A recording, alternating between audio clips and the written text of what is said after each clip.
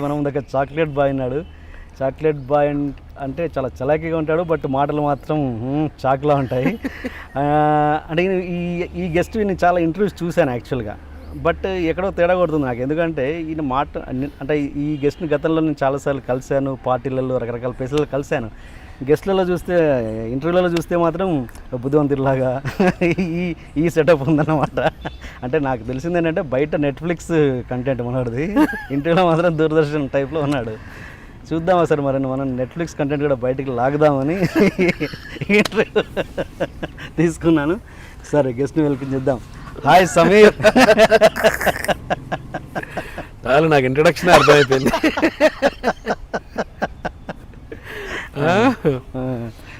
మాదేంటి అయితే OTT platform without censor. TNR గారు ఎలా ఉన్నారు? ఫైన్.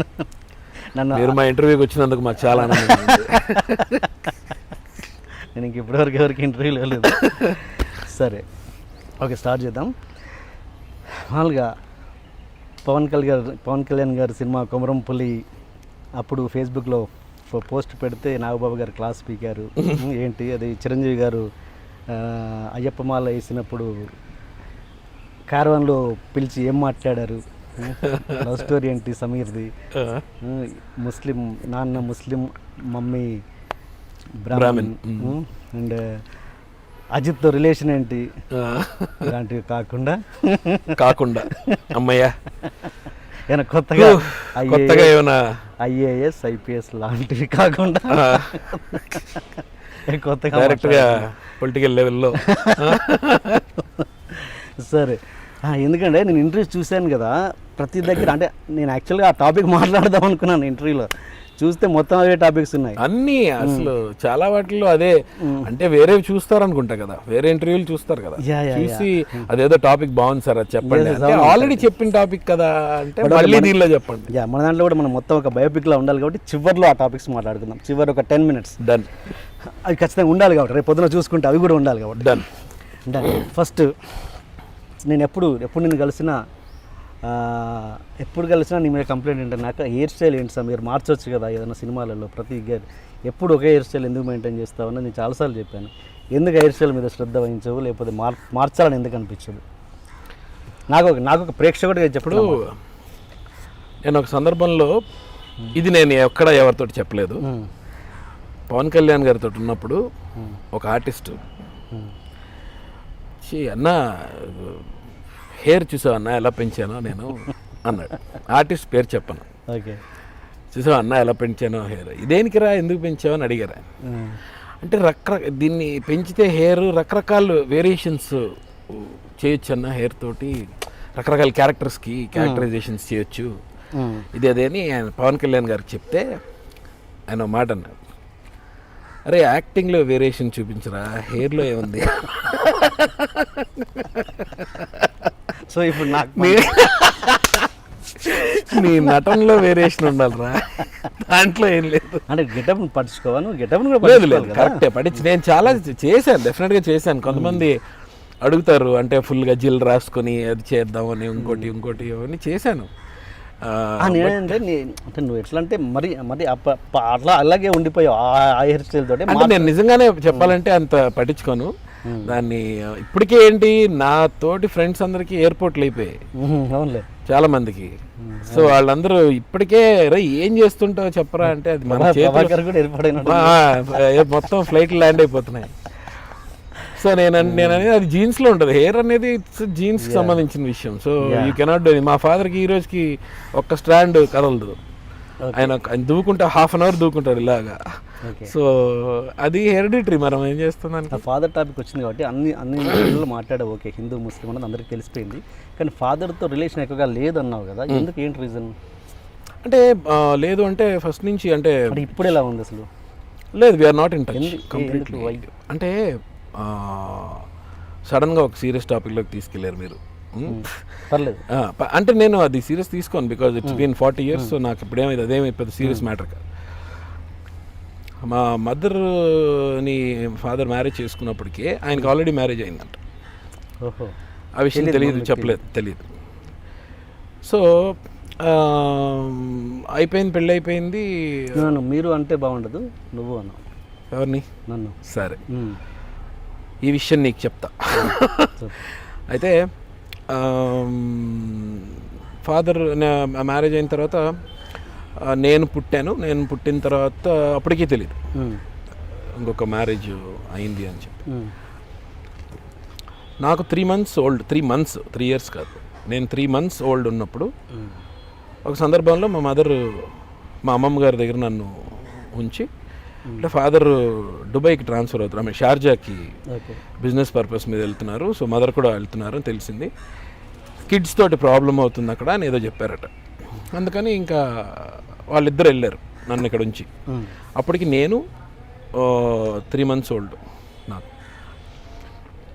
ఆ తర్వాత కొన్నాళ్ళు భోపాల్లో ఉన్నారు, నన్ను మా అమ్మమ్మ గారి దగ్గర పెట్టినప్పుడు.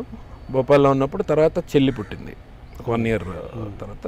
నాకు మా చెల్లికి 1 year డిఫరెన్స్. చెల్లి పుట్టింది. చెల్లి ఆల్మోస్ట్ 2 years 3 years ఉంది మా ఫాదర్ మదర్ దగ్గర ఉంది. ఆ తర్వాత చెల్లిని కూడా తీసుకొచ్చి ఇక్కడ అమ్మమ్మ గారి దగ్గర వదిలేసి వాళ్ళిద్దరు అప్పుడు షార్జాకి షిఫ్ట్ అయిన తర్వాత ఇంకా మెల్లగా పిల్లల్ని ఎప్పుడైనా తీసుకొద్దాం అని హోల్ లైఫ్ అంతా మా mother she was trying to get us there, unite the family. ఇదిగో తీసుకొద్దాం, అదిగో తీసుకొద్దాం, ఇక్కడ స్టడీస్ లేదు, స్టడీస్ బాగుండదు, ఇదంతా కమర్షియల్, ఇది ఇండియాలోనే స్టడీస్ బాగుంటాయి, అక్కడే ఉంచి బోర్డింగ్ స్కూల్లో వేద్దాం, ఇది అదని చెప్పి. తర్వాత మా ఇద్దరిని కళాక్షేత్రాలు, నేను ఫస్ట్ కొడైకెనాల్లో కొడై పబ్లిక్ స్కూల్లో మా ఇద్దరిని జాయిన్ చేశాను. అక్కడి నుంచి బోర్డింగ్ స్కూల్ స్టార్ట్ లైఫ్. ఇంకా మా మదర్ ట్రయింగ్ అనమాట, లేదు తీసుకొచ్చేద్దాం, పిల్లలు మన దగ్గర పెరగాలి కదా, తీసుకొచ్చేద్దాం, ఇదిగో తీసుకొద్దాం, నెక్స్ట్ ఇయర్ తీసుకొద్దాం, ఆ నెక్స్ట్ ఇయర్ తీసుకొద్దాం. అలాగా 40 ఏళ్ళు అయిపోయింది. ఇంకా ఒక స్టేజ్లో ఏంటంటే నేను డిగ్రీలో ఉన్నప్పుడు ఇంకా మదర్ని వచ్చేయమని చెప్పి, I don't need a father like that. ఇప్పుడు కనేస్తే సరిపోదు, పెంచాలి, ఫాదర్హుడ్ అనేది తెలియాలి. ఇద్దరం అంటే ఒక ఫ్యామిలీ అంటే అందరు కలిసి ఉండాలి. లేనప్పుడు ఇంకెందుకు, ఎవరైనా పిల్లలకి అంటారు.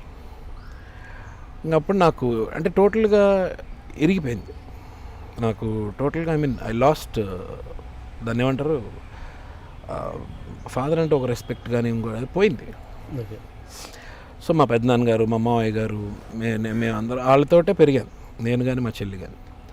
సో పేరెంట్స్ దగ్గర లేకపోతే ఉండే హార్డ్షిప్ మేము ఫేస్ చేసాం, మా చెల్లి నేను ఇద్దరం ఫేస్ చేసాం. అంటే అది ఎలా ఉంటుందని బాగా చూసుకోలేదని కాదు, మమ్మల్ని మావయ్య గారు బాగా చూసుకున్నారు, మా పెద్దనాన్నగారు బాగా చూసుకున్నారు, మా అమ్మమ్మ గారు తాతగారు బాగా చూసుకున్నారు. వాళ్ళు మంచివాళ్ళు కాబట్టి బాగా చూసుకున్నారు. ఇంకోళ్ళు అయితే వేరేగా ఉంటుంది. ఇంకా సో ఒక స్టేజ్లో ఏంటంటే టోటల్లీ నాకు ఇంకొద్దనిపించేసి, ఇంకా ఫాదర్ అవసరం లేదు. ఇప్పుడు నా కాళ్ళ మీద నేను నిలబడే స్టేజ్ వచ్చేసిన తర్వాత ఇంకెందుకు కదా. కిడ్స్కి ఎప్పుడు కావాలి, చిన్నప్పుడు పెరిగేటప్పుడు మా డాడీ ఇలా చేసి, ఇప్పుడు నా కొడుకున్నాడు, నేను తలాలో దూకుంటాను, చూసి ఆడు దూకుంటుంటాడు. ఎవరికైనా ఫాదరే కదా హీరో, ఫస్ట్ హీరో ఎవరికైనా ఫాదరే కదా. అవన్నీ నాకు తెలియదు, నేను అవన్నీ చూడలేదు, అవన్నీ ఫేస్ చేయలేదు. అంటే కంప్లీట్లీ నాదైతే totally solo performance right from starting. ఇంకా అలా ఇప్పటి వరకు కూడా. ఇప్పుడు నేను వైజాగ్ నుంచి ఇంకా హైదరాబాద్కి యాక్టింగ్ అని నేను బయలుదేరినప్పుడు కూడా నేను ఏం చేస్తానో ఏమవుతానో కూడా తెలియదు. ఆ స్టేజ్లో వచ్చా ఇక్కడికి. జస్ట్ మా మావయ్య గారు ఒక 1600 జేబులో పెడితే గోదావరి ఎక్స్ప్రెస్ ఎక్కి ఇక్కడ దిగా, అంతే. సో ఇంకా ఫాదర్ అనేది నా లైఫ్లో లేదు. సో అంటే మీరు కలుసుకున్న మూమెంట్స్ లేవు అసలు? అంటే నా మొత్తం లైఫ్లో నేను ఒక 6 times కలిసి ఉంటాను. ఏజ్లో రకరకాల ఏజ్లో, ఒక 5 yearsకి ఒకసారి, ఒక 9 yearsకి ఒకసారి, 16 yearsకి ఒకసారి. ఇండియా వచ్చినప్పుడు అది కూడా ఒకసారి, అంటే ఒక గంట ఒక హోటల్కి వెళ్ళడం. లాస్ట్ ఒక 25+ ఎప్పుడైనా కలిసిందా? లేదు, 20 ఒకసారి. అప్పుడు ఏముంటుంది మీ కన్వర్జేషన్? ఏముండదు కన్వర్జేషన్, ఏదో ఉండాలి కదా కన్వర్జేషన్. హౌ ఆర్ యూ బేటా, fine, how is everything going, ఇప్పుడు గెస్ట్లు వస్తే ఏం మాట్లాడతాం? అంటే ఏంటి ఆయన ఇంటెన్షన్ ఏంటి? ఏదో ఒకటి ఉంటుందిగా ఇంటెన్షన్, మంచిదో చెడుదో. తర్వాత తెలిసింది మా మదర్కి సెకండ్ మ్యారేజ్ అయింది, అక్కడ పిల్లలు ఉన్నారు ఆయనకి, ఇది ఏదైనా తెలిసి ఇంకా హెల్ప్లెస్ అయిపోయింది. ఏం చేయాలో తెలియ హెల్ప్లెస్ అయిపోయింది. ఇంకా నేను చెప్పాను అలాంటి ఆయనతో ఎందుకు వేస్ట్గా, ఇక ఆఫ్ నేను చూసుకోగలను నిన్న వచ్చాను. వాళ్ళిద్దరు పెళ్ళి అయినప్పుడు ఇంట్లో అబ్జెక్షన్స్ ఏం రాలేదా? వచ్చాయా? ఎక్కడ వాళ్ళిద్దరు మ్యారేజ్ అయినప్పుడు వాళ్ళ ఇళ్ళల్లో, సారీ మమ్మీ ఇంట్లో అబ్జెక్షన్స్ ఏమైనా వచ్చాయా? మా మదర్ ఇంట్లోనా? వాళ్ళు మ్యారేజ్ అయినప్పుడా? మ్యారేజ్ అయ్యే ముందు, ఇంటర్ రిలీజియన్ మ్యారేజ్ కదా, ఇంట్లోంచి పంపించేశారు మా తాతగారు. ఓకే, ఇంట్లోంచి పంపించేశారు. తర్వాత నేను పుట్టిన తర్వాత మెల్లమెల్లగా కలిశారు అంతే. ఓకే, అది అప్పటికి మా తాతగారికి ఇష్టం లేదు ఆయన అంటే, మా ఫాదర్ అంటే. అప్పుడు షార్జాలోనే వేరే అమ్మాయితో ఉండేవాడా? First wife షార్జాలో? భోపాల్లోనే తీసుకెళ్ళారు అక్కడికి. వాళ్ళని మాత్రం మొత్తం పిల్లలతో సహా తీసుకెళ్ళారు. ఇంకా మా మదర్ని మాత్రం తీసుకెళ్ళారు ఇక్కడి నుంచి. ఓకే, అందుకేనా సమీర్ హిందూగా కన్వర్ట్ అయింది? అవును, నేను నా పేరు సమీర్ హసన్ అని పెట్టారు, ఆయన పేరు హసన్. నాకు అది పెట్టుకోవడం నాకు ఇష్టం, దాంతో కంటిన్యూ అవ్వడం నాకు ఇష్టం లేదు. సమీర్ అంటే ఇప్పుడు చిరంజీవి గారు అడిగినట్టు సమీర్ అంటే ముస్లిం అని అడిగినట్టు, ముస్లిం నేమ్ కదా అని అడిగినట్టు, సమీర్ అంటే సమీర్ రెడ్డి ఉన్నారు, సమీర్ శాస్త్రి ఉన్నారు, సమీర్ శర్మలు ఉన్నారు. అది సమీర్ అంటే ఆంజనేయ స్వామి నేమ్. ఓకే, యాక్చువల్లీ సమీర్ అంటే ఆంజనేయుడి పేరు, ఓకే, వాయుపుత్రుడు పేరు. Okay, so that is not a problem. నన్ను బిగినింగ్లో మార్చేసుకోమన్నారు. నేను రుతురాగాలు చేసేటప్పుడు వంశీకృష్ణ అని పేరు ఉంటే అది పెట్టుకో, బెస్ట్ ఇండస్ట్రీలో అలా ఉంటేనే బెటరు ఇదేదంటే, నేను why should I change my identity అనిపించింది. బట్ నాకు ఆ సర్నేమ్ వద్దనిపించింది, సర్నేమ్ నాకు వద్దనిపించింది. సో మా మదర్ ఇంటి సర్నేమ్ నేను మార్చేసుకున్నాను లీగలీ. ఇప్పుడు నేను చాలా ఫేస్ చేసే ప్రాబ్లమ్స్ అంటే ఈ రిలీజియన్కి విషయానికి వచ్చేసరికి, సో అలాంటి సేమ్ ప్రాబ్లమ్స్ నా పిల్లలు ఫేస్ చేయకూడదు. ఇప్పుడు ఎందుకంటే నా వైఫ్ మళ్ళీ బ్రాహ్మణ్, తను ముసునూరి అపర్ణ, మా వైఫ్ బ్రాహ్మణ్ మళ్ళీ. సో ఈ ప్రాబ్లమ్స్ రాకుండా it should be once for all I should clear it అని చెప్పి నేను నా సర్నే మార్చేసుకొని మా పిల్లలకి ఒకటే ఇంకా వచ్చేటట్టు. మీ వైఫ్కి ఈ విషయాలని ఫ్లాష్ బ్యాక్ అన్ని మ్యారేజ్ ఎప్పుడు తెలుసా? తెలుసు మొత్తం. అయ్యో, షీ నోస్ ఎవ్రీథింగ్, అన్నీ తెలుసు. తను నాన్ వెజ్ తిందు, నేను నాన్ వెజ్ తింటాను చెప్పాను క్లియర్గా. నాన్ వెజ్ తింటాను అంటే నేనైతే కుక్ చేయలేను, నాకు రాదనింది. లేదు, నాకు అవసరం లేదు, కుక్ చేయాల్సిన అవసరం లేదు. పాపం నేను పెళ్ళైన తర్వాత నేర్చుకుంది తను నాన్ వెజ్ అని దగ్గర కూడా. ఈ విషయంలో మతం మీద ఏం కోపం? మనిషి మీద మాత్రమే కోపం, మతం మీద ఏమన్నా కోపం నాకు ఎందుకు ఉంటుంది? నాకు లేదు. నాకు ముస్లిం ఫ్రెండ్స్ ఉన్నారు, వాళ్ళతో రోజా చేస్తాను. అంటే లక్ ఏంటంటే ఎలా వచ్చిందంటే, నేను పుట్టింది ముస్లిం అండ్ బ్రాహ్మణ్ ఫ్యామిలీలో, చదివిందంతా క్రిస్టియన్ మిషనరీ స్కూల్లో. అది సెంట్రల్ ఆషిస్ అనేది వైజాగ్లో, సెంట్రల్ ఆషిస్ ఇస్ మై ఫస్ట్ స్కూల్. ఆ తర్వాత జరుగుతాయి మామూలుగా ఏంటంటే, ఒక కులం వాడు ఒక పని చేయగానే ఆ కులం మీద ద్వేషం చూపిస్తాం మనం, ఒక మతం మీద ద్వేషం చూపిస్తాం. అలా నీకు పర్సనల్గా నీకు లాస్ అయ్యావు కాబట్టి. నాకు రిలీజియన్ గురించి ఎవరైనా ఎత్తితే కోపం. ఎవరైనా రిలీజియన్ గురించి మాట్లాడితే ఫస్ట్ ఆఫ్ ఆల్ వాళ్ళు నా దృష్టిలో కొంచెం డౌన్ అయిపోతారు ఆటోమేటిక్గా. ఓకే, నన్ను సమీర్ అంటే మీరు అని అడిగారు అనుకోండి, వాళ్ళ పట్ల నా దృష్టి మారిపోద్ది. Because they are looking at. అడిగారు కరెక్టే ఉంటుంది. బట్ ఏంటంటే నాకు రిలీజియన్ గురించి అడిగినప్పుడు నాకు ఒకలాంటి, ఎందుకు అడుగుతారు అసలు రిలీజియన్ గురించి అని నాకు ఒక ఇది. అంటే నేను ఒక్కడిని, బికాజ్ నేను ఈ 2 రిలీజియన్స్కి సంబంధించిన వాడిని అని చెప్పి నాకు ఇది వచ్చిందో ఏమో నాకు తెలియదు. మేబీ అయి ఉండొచ్చు. But still I don't ask anybody. If anybody asks I will feel uncomfortable. అంటే ఇప్పుడు ద్వేషం ఇక్కడ మనిషి మీదే తప్ప మతం మీద అస్సలు.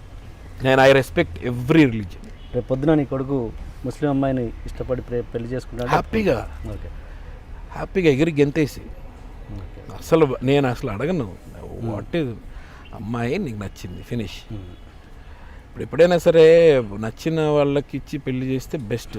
ఎందుకంటే అది అడిగి ప్లస్ అయినా ప్రాబ్లం వాడిదే, మైనస్ అయినా ప్రాబ్లం వాడిదే. సో మనం చేసి చూసారా ఎలాంటి పెళ్లి చేశారు నాకు అని మన మీదకి రాక్కర్లేదు, సేఫ్.